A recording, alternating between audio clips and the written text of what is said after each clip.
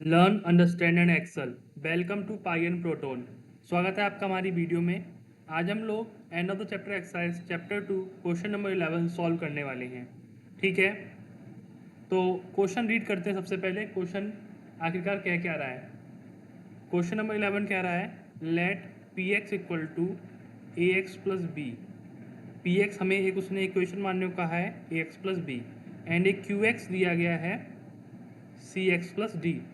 ये एक दो लीनियर इक्वेशंस हैं, पॉलिनोमियल्स हैं, जिसमें तीन कंडीशंस दी गई हैं। अब ये आपको लग रहा होगा कि फाइंड करना है, पर यहाँ पर क्या लिखा है सच दैट, मतलब कि इसके बारे में और जानकारी दी गई है, ये फाइंड नहीं करना है। तो पहले पॉइंट, दूसरे पॉइंट, तीसरे पॉइंट में इसके बारे में और जानकारियाँ दी गई हैं, फाइंड करने को नहीं दिया गया। आपको यहाँ पर ध्यान देना है, फाइंड दैट लिखा होता या टू फाइंड, यहाँ पर लिखा है सच दैट, माने इसके बारे में दिया गया है। क्या क्या दिया गया है? P0 बराबर 5 है।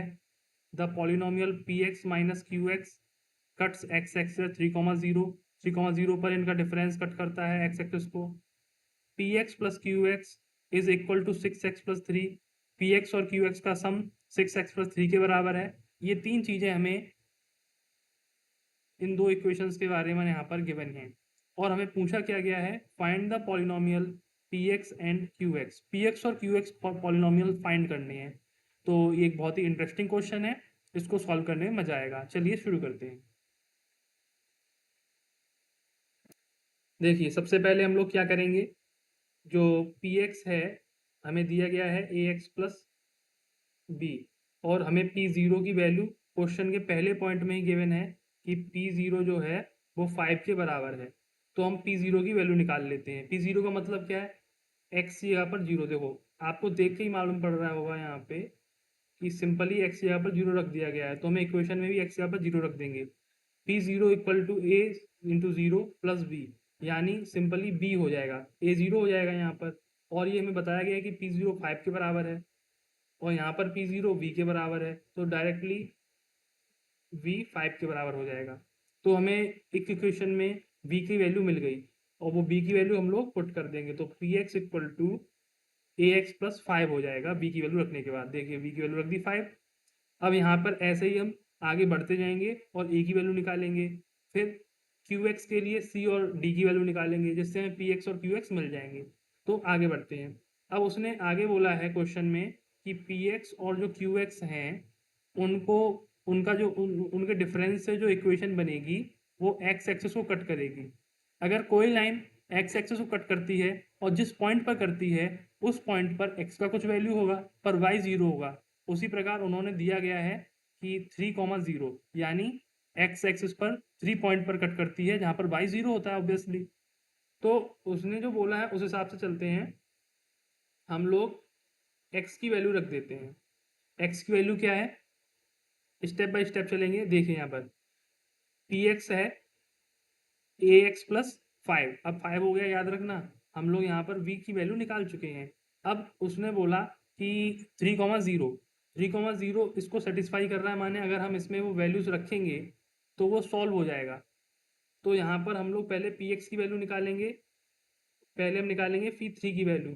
पी थ्री की वैल्यू क्या आएगी, स्टेप बाय स्टेप चलना। यहाँ पर थोड़ा शॉर्ट में कर दिया, पर आप मेरे साथ सुनते रहिए। पी थ्री की वैल्यू यही आएगी, ध्यान से सोचिए। जब हम एक्स जगह पर 3 रख देंगे, और 5 तो पहले से ही था, ए एक्स प्लस बी, बी की वैल्यू 5 और एक्स की वैल्यू 3, क्योंकि ये एक्स पॉइंट पर सेटिस्फाई कर रहा है। ठीक है, तो बन जाएगी 3a प्लस 5। ठीक है, इसको याद रखिए। अभी आगे क्या लिखा है उसको मत सोचिए, ठीक है, अभी मैं आपको बता दूंगा। Q3 निकाला हमने। Q क्या था, सी एक्स प्लस डी। यहाँ पर हम x की जगह पर 3 रखेंगे तो 3c प्लस डी हो जाएगा। डी की वैल्यू पता नहीं, सी की वैल्यू पता नहीं, उनको नहीं पता तो नहीं रहने दो।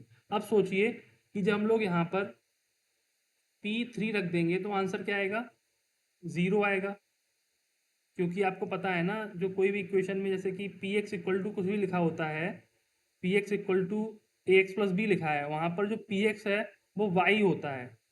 जैसे हम इसको और भी इस तरह से लिख सकते हैं कि y equal to a x plus b. अगर ए 3 रखेंगे तो वाई 0 आना चाहिए, इसका मतलब ये है।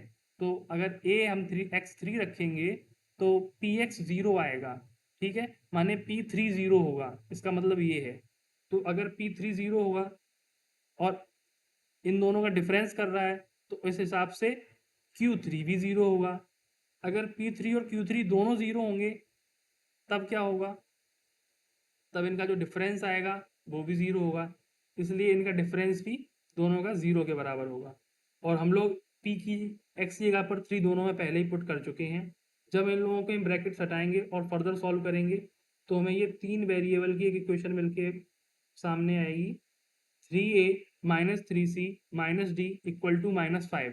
इसको हम लोग अपनी फर्स्ट इक्वेशन लेट कर लेंगे। अब जो थर्ड पॉइंट हमें दिया गया है कि सम वो px और qx का है वो 6x + 4 के बराबर है, तो हम इनका सम कर देंगे। ax + 5 px है, b की वैल्यू हम लोग निकाल चुके थे, बार बार नहीं बताऊंगा। cx + d qx की वैल्यू है, इनको हम ऐड कर देंगे, ये किसके बराबर होंगे, 6x + 4 के बराबर। जब इनको ऐड करेंगे तो देखिए ax + 5 cx + d। अब इस टर्म्स में देखिए, रुकिए कलर बदल दूंगा इसका।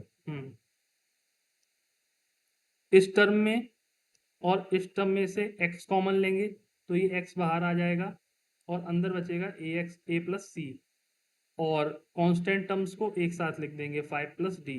जब इससे हम कंपैरिजन कराएंगे, जब हम इस साइड से इस साइड कोफिशिएंट का कंपैरिजन कराएंगे तो जब हम लिखेंगे comparing the coefficient of x on both side, तो इधर x का मल्टीपल क्या है 6 और इधर क्या है a + c, तो a + c 6 के बराबर हो जाएगा। फिर हम बोलेंगे कंपेयरिंग द कांस्टेंट, जब कांस्टेंट कंपेयर करेंगे तो 5 + d होल इक्वल टू 4 हो जाएगा, तो इस तरफ कांस्टेंट 4 है, इस तरफ 5 + d है, तो इस हिसाब से हमारे पास एक d की वैल्यू निकालने के लिए इक्वेशन मिल जाएगी। यहाँ से हम लोग d की वैल्यू निकाल लेंगे जो कि आएगी -1। ओके, अब हमें b और d की वैल्यू मिल चुकी है। अब हम लोग क्या करेंगे, यहाँ पर देखो हमें a + c = 6 मिला, इसको हम सेकंड इक्वेशन मान लेंगे। जो हमारी फर्स्ट इक्वेशन थी, जो हमने सेकंड पॉइंट से निकाली थी, उस फर्स्ट इक्वेशन को रीराइट करेंगे। यही थी ना equation 3a minus 3c minus d equal to -5। जो d की वैल्यू हमें मिली है वो इसमें पुट करा देंगे। जब हम पुट कराएंगे d इक्वल टू -1 तो ये +1 हो जाएगा क्योंकि पहले से ही माइनस था। 3a + 3c equal to -6, a minus c equal to 2। इसको हम इक्वेशन नंबर 3 लेट कर लेंगे। इक्वेशन 2 और इक्वेशन 3, ए और सी और ए और सी, एक बार प्लस एक बार माइनस हो रहा है, इन दोनों इक्वेशन को हम लोग सिंपली ऐड कर देंगे। जब इनको ऐड करेंगे तो ए से ए जुड़ेगा 2a बन जाएगा, ठीक है, प्लस के सी से माइनस के सी कैंसिल हो जाएगा, 6 - 2 4 बचेगा। यहाँ से हम लोग ए की वैल्यू निकालेंगे जो कि आएगी 2।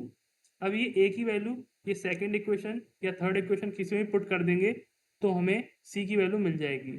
तो हमने सेकंड इक्वेशन में पुट किया है जिससे हमें सी की वैल्यू 4 मिल गई। अब हमारे पास देखिए बी की वैल्यू भी है, बी की वैल्यू भी हमने फाइंड कर ली, डी भी निकाल लिया, ए भी निकाल लिया, सी भी निकाल लिया। अब पी एक्स और क्यू एक्स बनाने के लिए उसमें वैल्यू पुट कीजिए। पी एक्स हमें गिवन है p x equal to x + 5, इसमें ए की वैल्यू 2 और बी की वैल्यू 5 रखेंगे तो p x equal to 2x + 5 आएगा। क्यू एक्स की वैल्यू हमें पता है सी एक्स + डी है, यहाँ पर सी की वैल्यू 4 रखेंगे और डी की वैल्यू -1 रखेंगे तो क्यू एक्स की वैल्यू आ जाएगी। तो हमारा क्वेश्चन नंबर 11 यहीं पे कंप्लीट हुआ। आपको ये बता दें कि ये बहुत ही अच्छा और इम्पोर्टेंट क्वेश्चन है, ठीक है। अगर आप इसको समझ लेते हैं अच्छे से तो आपके लिए बेनिफिट रहेगा। और ऐसे ही वीडियो हमारे देखने के लिए चैनल को सब्सक्राइब करें, और अगर आपको वीडियो अच्छी लगती है तो कमेंट्स में बात बताएं, अच्छी खराब जो भी लगती है आपको कुछ सजेशंस दे सकते हैं। तो थैंक यू।